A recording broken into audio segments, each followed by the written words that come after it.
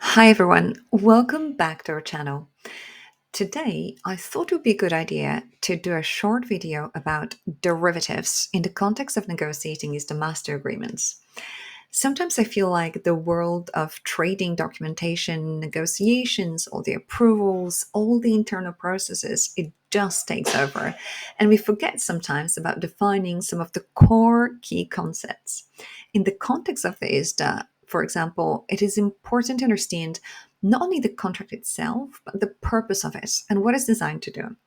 And one of the key purposes of putting in place an ISDA Master Agreement is to enable the trading of over the counter derivatives. So let's talk about derivatives today and look at some examples. In simple terms, derivatives are financial contracts, or you may hear financial instruments at times. But the unique thing about derivatives is that their value is linked to the price of something else. And that something else is what we call an underlying asset. It can be a group of assets as well. The underlier or the underlying asset can be anything really you can think of, including whether or not it's going to be snowing next Christmas, which would be a weather derivative. But typically, you see bonds, stock, or interest rates as the underlying assets.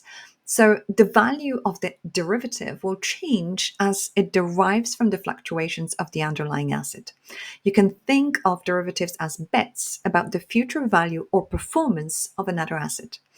There are two main reasons to use derivatives for hedging and speculation.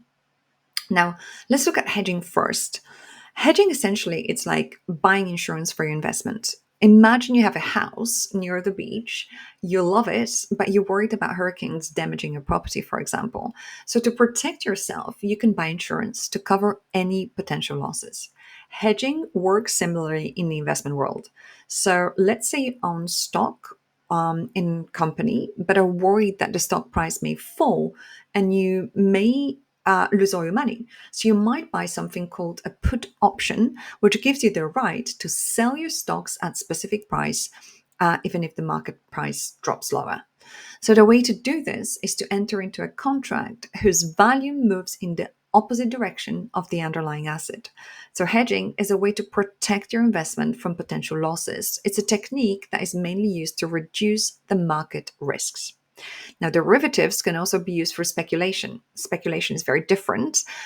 It's like placing a bet on how you think the price of the asset will change in the future without actually buying the asset. The objective here is to seek opportunities to make profits in the market. That's your main objective. So here, derivatives are means to speculate on the future value of the asset. Speculation with derivative is very risky and it's like gambling. So you can win big, but you can also lose big. It's often compared to educated guessing about market movements. Now, let's look at derivatives that are traded bilaterally versus exchange traded derivatives. So we have over the counter, so OTC derivatives or exchange traded derivatives, commonly referred to as ETD. The difference is that OTC derivatives are traded directly bilaterally between two parties, and exchange traded derivatives are listed and traded on formal regulated exchanges like ICE, for example, so the Intercontinental Exchange, or CME, which is the Chicago Mercantile Exchange. If you're interested actually in learning more about these two types of derivatives and the differences, there's another video I did that explains the key differences between ETD and OTC, which I'll link down below for you. Now, within derivatives, there are four main types that are most commonly referred to and seen in the ISDA world. That's futures, forwards, options, and swaps. Actually, futures not in the ISDA world because it's an exchange traded contract, but generally you hear about those four a lot when you land on planet ISDA. As derivatives are conceptual beings, at least to me, so as a derivatives lawyer, I found it that the best way to think about them is by using actual examples. So let's think of coffee, for instance, I'm a huge coffee lover. Let's use coffee as the first example. Now, futures, in simple terms, if the underlying asset is coffee, futures essentially enable you to buy or sell coffee beans at a pre agreed price on a pre agreed date. They're highly standardized and regulated. So that's the exchange traded market I've just mentioned. Forwards are similar to futures, but they're customized and they're traded over the counter and not on organized exchanges. Options would give you the right to buy or sell coffee beans at a specific price during a certain period of time. And swaps would allow you to swap payment obligations, most commonly interest rates. I'll tell you a little bit more about that in a minute. But to make it even more reliable, or relatable actually, we can think about a farmer. So imagine that you're growing corn, you're a farmer, and your objective is to grow as much corn as you can during the growing season and sell it for the best price possible. Your main concern would be that the price of corn will drop by the time you harvest. So before the harvest, you can enter into a contract with a grain buyer to protect yourself from the price dropping. You can agree to sell him or her or the company a certain amount of corn at a fixed price in time at the predetermined date. So this is an example of a forward contract if conducted bilaterally. You can also enter into a futures contract to sell all of your corn for a set price in 3 months' time, for example. Using options will allow you to hedge against risk of loss and against rising prices, whilst retaining the flexibility to sell at market rates if prices fall. So for a small premium that you have to pay, because it's like an insurance, you would essentially buy yourself the flexibility to either sell your corn and exercise your option if the market price rises, or if the market price falls, let the option expire and you would only lose the premium. And finally, a swap is a derivatives contract between two parties that involves exchange of payment obligations over a set period of time.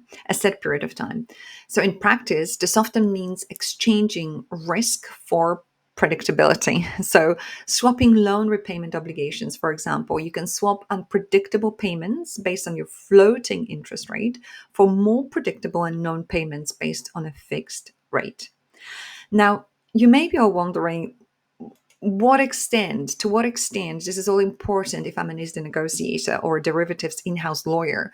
Do I really need to understand various types of financial products and be able to distinguish between different types of derivatives, options, swaps, swaptions, etc., etc.?